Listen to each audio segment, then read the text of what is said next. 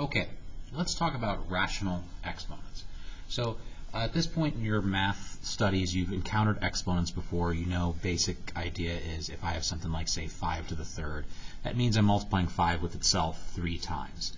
And you've also studied a lot about radicals, which is what we've been talking about lately. So the big question we have here is how do we connect these two things? Because really they are connected, and that makes sense if you think about like what a cube root does or a square root does. A cube root undoes a cube. A square root undoes a square, just like a 10th root would undo a 10th power. So there is some connection here that we need to see a bit more clearly. Well, let's recall how we simplified something like this. The 7th root of x to the 24th, y to the 40th, and z to the 56th. So we know that here, since the index is 7, that would mean that I'm looking to make groups of 7. Rather than writing out 24 x's or 40 y's or even 56 z's, what I would do instead is think about, okay, if I want to make groups of 7, I should do some division. So like 24 over 7. 7 goes into 24 3 times with a remainder of 3. How about 40 over 7? 7 goes into 40 5 times with a remainder of 5. And how many times does 7 go into 56? Well, that would be 8 with no remainder. And then what we did to simplify this radical is we said, okay, all these groups that we made, those indicate powers that need to come out. The remainders indicate powers that stay inside. So x to the third, y to the fifth, and z to the 8th are now outside the radical. I write this very neatly and carefully to indicate that I have a 7th root of what's still in the radical. Well, x cubed and y to the 5th are still inside. All my z's were grouped into 7s, so no z's left inside. This is how we've been talking about simplifying radicals lately. Well, this essentially is rational exponent notation. It's a way to represent radicals with exponents. So you will see things like x to the m over n. And what you need to understand is when you see this, x to the m over n, that is indicating a power over a root or an index. So when I say x to the 5/3, that would mean I'm taking the cube root of x to the 5th. So if I have this right here, x to the m over n, I can think of this a couple ways. It's the nth root of x raised to the m. Or in some cases, it might make more sense to think of this instead as the nth root of x to the m. All three of them are equivalent. So some examples right here, things that we can evaluate, or at least play with a little bit. 8 to the 5/3. Well, 8 to the 5/3, if I write that as the cube root of 8 to the 5th, well, we know that 8 is a perfect cube. 8 is in fact 2 cubed. You can also factor it down and see that there are 3 factors of 2. So the cube root of 8 is 2. So what I have here is 2 to the 5th.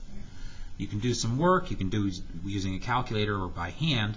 2 to the 5th means 5 2's are being multiplied, which is 4 times 8. So 2 to the 5th is 32, if you did not already know that. What about 9 to the 4/5? What can I do with that? Well, I can try writing it like this. But 9 is not a perfect 5th power. I know that 9 is 3 squared, but that's the most I can do with that. What if I rewrote it so I had the 5th root of 9 to the 4th? Now I can compute 9 to the 4th. I believe it's 6,561. But that's not really relevant to what I need to do to this problem.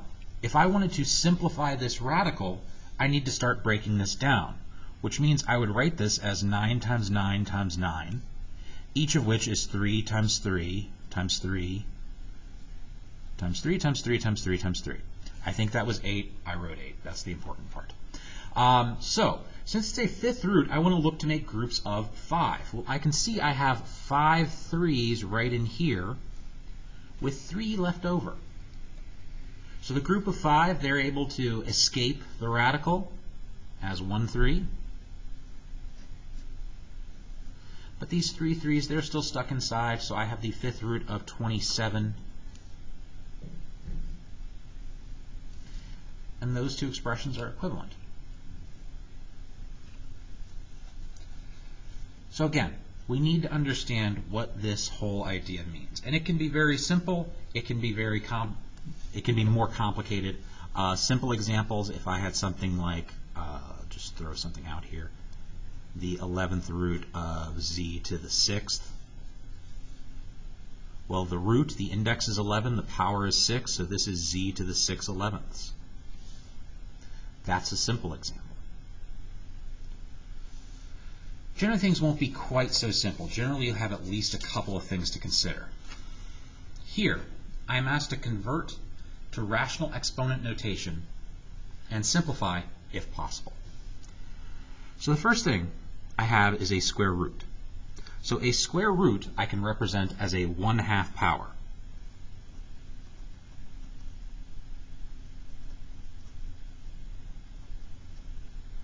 And that means that everything inside here is being raised to the 1/2 power. Now, what we know about exponents, this tells me I need to apply this exponent to each of these 3 factors. So I will have 121 to the 1/2, I will have a to the 15 halves, I will have b to the 25 halves. Now, of course, you should always make sure your answer is as simple as possible. Directions even say to simplify if possible. Well, 15 over 2, 25 over 2, neither of those divides down, but 121 to the 1/2. What we need to start getting into our brains is that a 1/2 power means a square root. We could see it up here. The square root of 121 is 11. So I can write my answer 11, a to the 15 halves, b to the 25 halves.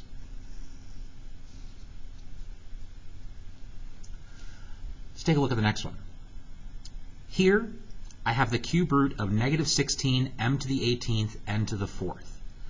Now, there's 2 ways you could approach this. We do want to convert it to rational exponent notation, but notice there's a negative under this radical. And if you have a negative under an odd root, we know that means that you can just pull that out of the radical. So you could do that to start, or you could do that later. I will go ahead and do it later. So this is a cube root, which means I will have everything to the 1/3 power. Negative 16 will be raised to the 1/3 power. M to the 18th to the 1/3 power, that's m to the 18/3. And then I'll have n to the 4/3. And again, I want to look to simplify. Well, 18/3 is, of course, 6. 4/3 does not simplify. Negative 16 to the 1/3, well, I don't think 16 is a perfect cube, but as I said, since this negative up here is inside an odd root, how I can represent that down here is by removing these parentheses and saying that this is the same as the negative of 16 to the 1/3. So this is a good answer. Another option you would have is to rewrite 16 as 2 to the 4th. So we could have negative 2 to the 4/3. But that's just another option. All right, take a look at the next one. If you want to pause it and try yourself, I would encourage you to do that.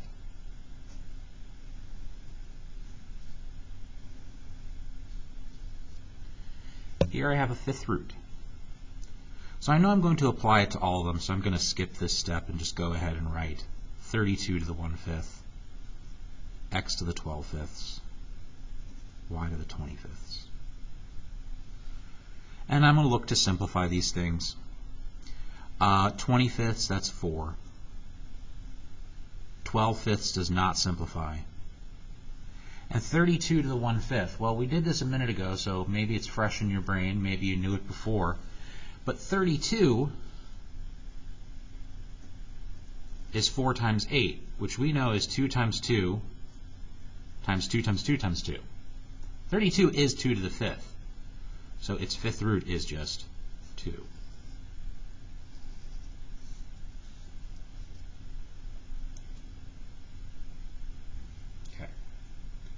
What if I needed to go in the opposite direction? What if I wanted to convert to, not rational exponent notation, if I wanted to convert to radical notation? Okay, so on the first one, I see 24 to the 1/3, x to the 2/3, y to the 10/3. So all of those denominators indicate to me that I need to have a cube root. What's inside? 24, x squared, y to the 10th. Then what I want to do is look to simplify this as much as possible. 24 I know is 8 times 3. You can break that down as needed, but we know that 8 is a perfect cube, so 2 will come out and the 3 will stay in. X squared, I won't be able to make any groups of 2 there, any groups of 3, so that will stay inside. Y to the 10th, well, I know if I do 10 over 3, that is telling me 3 with a remainder of 1, which means outside I will have y to the 3rd, and inside I will have just y.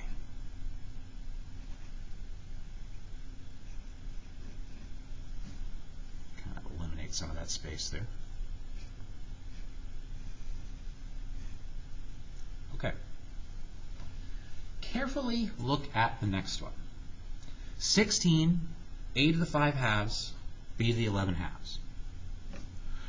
The first question you can answer, what type of radical do we need?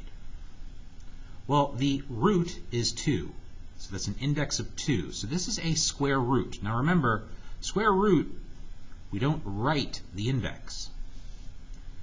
Now here's the other trick of this problem. What is inside the radical? Well, I can see that b is raised to the 11 halves, a is raised to the 5 halves, but 16 just says 16. 16 is actually raised to the first power, meaning it is not inside the radical. 16 is outside the radical, in fact. Under the radical, I have a to the 5th and b to the 11th, and I will look to simplify these.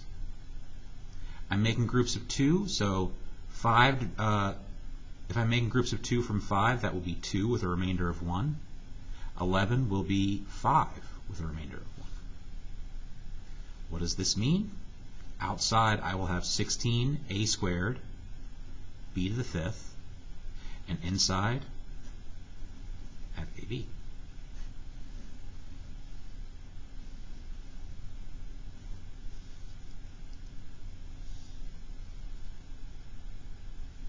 But be very careful there.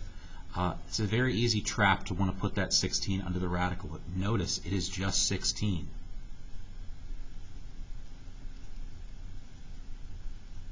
Which is to the first power. Take a look at the next one. Again, if you want to pause, I encourage it. What type of radical? What's underneath the radical? Be very careful on this one. This one has another little trick.